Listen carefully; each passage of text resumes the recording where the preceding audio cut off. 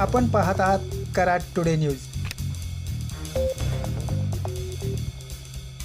पुणे बेंगलोर राष्ट्रीय महामार्गावर कराड येथील कोयना नदीवरील नवीन पुलावरचे डांबरीकरणाचे काम आज सुरू झाले आहे।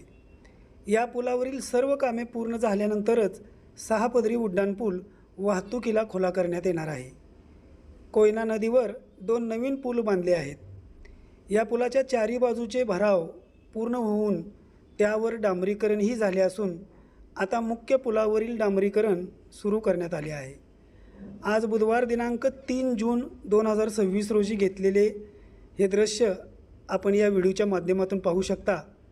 सध्या सातारा कोल्हापूर लेनवरील पुलाचे डांबरीकरण सुरू आहे।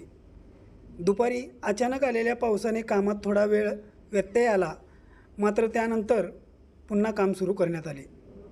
या पुलावर डांबरीकरणाचे काम सुरू असून डांबरीकरणानंतर पुलावरील इतर सर्व कामे पूर्ण झाल्यानंतरच उड्डाण पुलावरून वाहतूक सुरू करण्यात येणार आहे।